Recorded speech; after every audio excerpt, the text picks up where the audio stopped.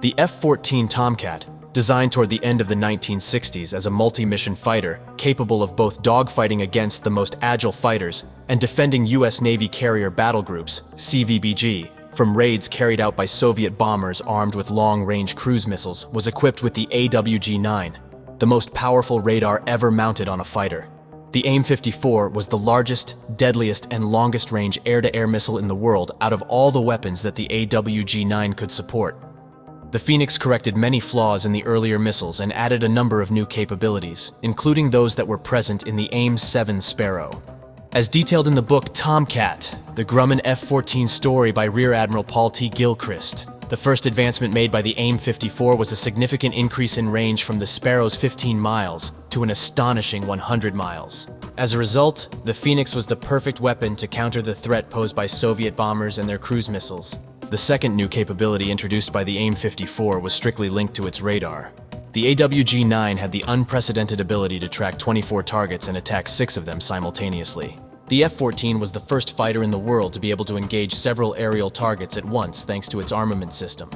Once more, the Phoenix was the first fire-and-forget missile, making it unnecessary for the Tomcat to maintain radar lock on the target while the AIM-54 was flying in its direction.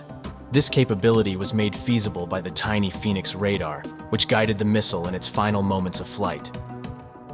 The fourth innovation was the AIM-54's strong resilience to countermeasures, a crucial quality in any contemporary air-to-air combat situation. Instead, the so-called endgame, which is essentially when any other missile, after its rocket motor has burned out, starts to lose speed quickly, providing the target with the chance to maneuver and lowering the probability of the missile's kill. This was the most significant flaw that the Phoenix system solved. The Phoenix's endgame performance has significantly improved as a result of its unusual trajectory following the launch. The AIM-54 rocket motor reached 80,000 feet at a speed between Mach 4 and Mach 5 because it performed better at high altitudes.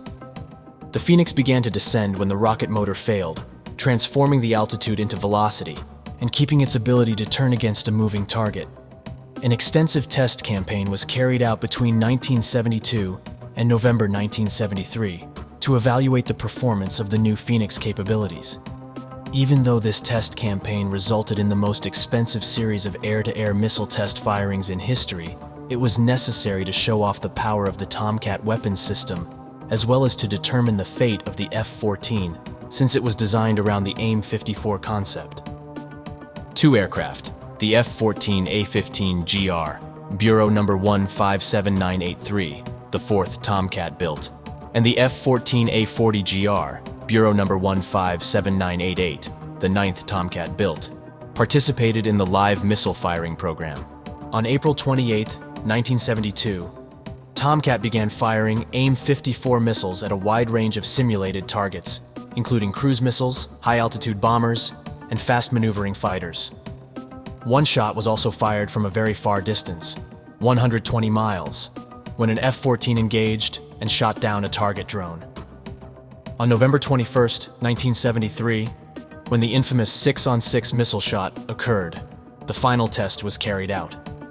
The Pacific Missile Test Center, formerly known as the Current Naval Air Warfare Center, was based at Point Mugu. On that day, Commander John R. Smoke Wilson Jr. and his Radar Intercept Office, RIO Lieutenant Commander Jack Hoover, the crew who carried out the entire Phoenix test campaign, took off from there with their F-14 equipped with a full Phoenix load. 4 were on pallets in the semi-submerged wells in the underside of the fuselage, and 2 more AIM-54s were mounted, 1 on each wing station pylon. This time, they had to fire 6 missiles at 6 distinct targets simultaneously. Wilson and Hoover launched all 6 missiles in 38 seconds once they reached a height of 25,000 feet. 3 QT-33s, the drone version of the old jet trainer, 2 BQM-34A aerial targets, and 1 BQM-34E were the targets for the AIM-54 missiles. Wilson fired the first Phoenix missile, followed by Hoover with the 2nd through 5th missiles, and then Wilson once more with the final AIM-54. 4 targets, which were simulated bombers, 2 QT-33s, 1 BQM-34A, and 1 BQM-34E, were hit directly while the missiles were flying in unison under the supervision of the Tomcat's fire control system. The Phoenix radar broke the lock on the other BQM-34A due to a failure at the flight control module, and the final AIM-54 missed the final QT-33 due to a Phoenix radar antenna malfunction. The test ended with a score of 4 direct hits, with one AIM-54 missing its target due to the BQM-34A avionics failure. The 6-on-6 missile shoot was seen as a significant success because it showed that the AIM-54 Phoenix missile and the F-14 Tomcat were both ready for active service.